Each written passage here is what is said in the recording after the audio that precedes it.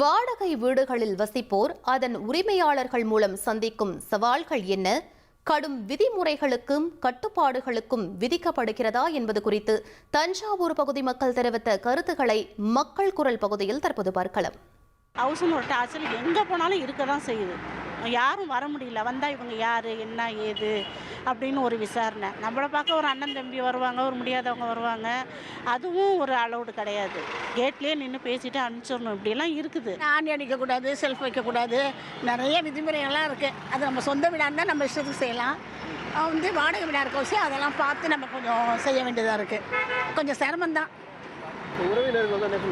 உறவினர்கள் நிறைய பேர் வரக்கூடாது அப்படிலாம் சொல்கிறாங்க. சில இடத்துல இப்போ இருக்கிறதுல சில இடத்துல உறவினர்கள் நிறையா வரக்கூடாது, ஏன் அவங்கெல்லாம் 2 நாள் தங்குறாங்க அப்படியெல்லாம் கேட்குறாங்க. நாங்கள் மினிமம் 2 பேர் தான் இருக்கோம். மனைவியும் தான் பொண்ணு கட்டி கொடுத்துட்டேன். அதனால் இது வரைக்கும் ஒன்றும் பிரச்சனை கிடையாது. ஆட்கள் நிறையா வந்தாங்கன்னா அதனால் ட்ரைனேஜ் பாதிக்கும், தண்ணியோட ஃபெசிலிட்டி இதெல்லாம் கொஞ்சம் அதிகமாக வரும். இதெல்லாம் ஷேர் பண்ணி அதிகப்படுத்துவாங்க ஓனர்கள். அது கட்டுப்பட்டு ஆகணும், வேறு வழி கிடையாது.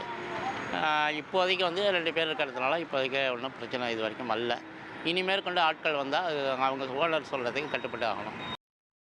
மக்கள் குரல் பகுதியில் தஞ்சாவூர் பகுதி மக்கள் தெரிவித்த கருத்துக்களை நாம் பார்த்தோம்.